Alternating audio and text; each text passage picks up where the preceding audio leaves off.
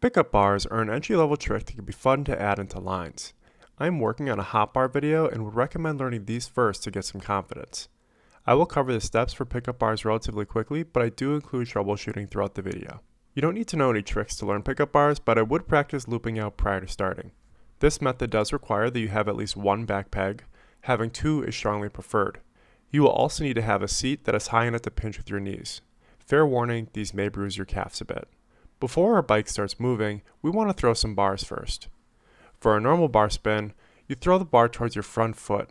This may feel awkward at first, but with repetition it will feel normal.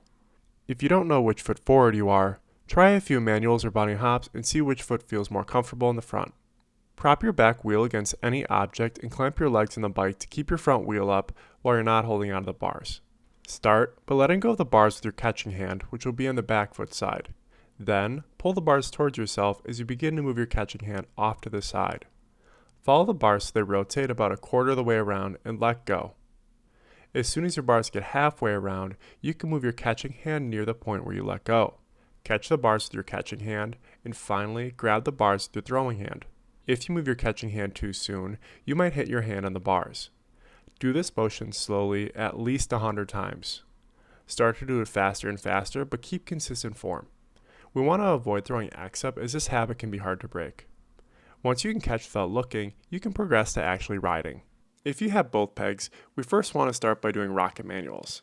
Grab your bars and put one foot on your pegs. Push off the ground with your other foot and put it on the peg. Get a feeling for having your weight on your back pegs. Once comfortable, lean back slightly and push off to let your front end come up. Rocket manuals are easy to loop out of, but to bail, just step off backwards. As your front end comes up, your body may feel weightless. This weightless floating feeling is what we want to remember in the following steps. If you don't feel anything, try to push back harder or lean back more. You don't need to be doing huge movements to get the front end up. This should all be relatively slow and controlled. Once you understand the floating feeling, take your front foot off and put it on your front pedal. Keep your back foot on the peg. Since there is no weight on your other pedal, your front foot will be all the way down. From here, use your knees to pinch the seat. Keep the majority of your weight on your back peg. Compress your arms and push off like before. You should feel a similar floating sensation. If you don't, try to get your front wheel up higher or keep more weight on your back peg. Get comfortable with leaning back and pinching. I do recommend looping out a few times in this position. Once you are comfortable leaning back while pinching, pop your front end up and briefly take one of your hands off the bars. Do this a few times, then do the same but take your other hand off. Finally, you can progress to taking both hands off at once. Try not to take your hands off while you are pulling back though, as you may fall off the back. If you keep having to step off the back of the bike, hinge your body at your hips to keep your weight over the bars more.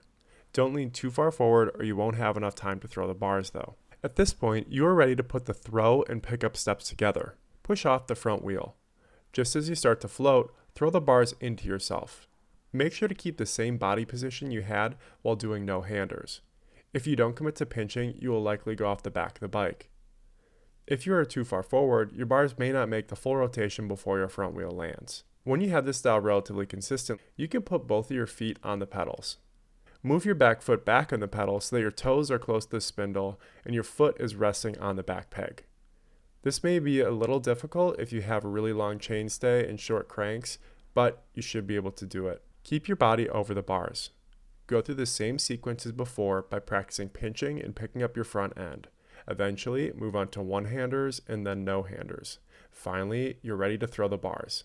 I find that when I have both my feet on the pedals with my knees pinched, I can hold the front end up of the manual without touching the bars. This will allow you to throw double bars and more.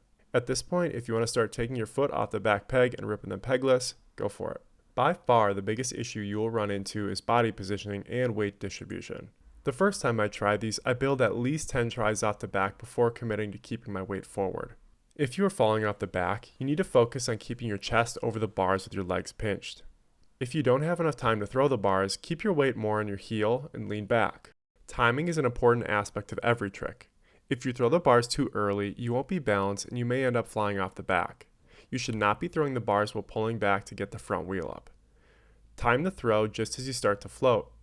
If you throw too late, your bars will not make the full rotation before your tire comes down. Practice no-handers or adding a small bar turn to feel out when the best time to throw for you is. If you eventually want to throw hop bars, you should have good fundamentals which include the throwing motion.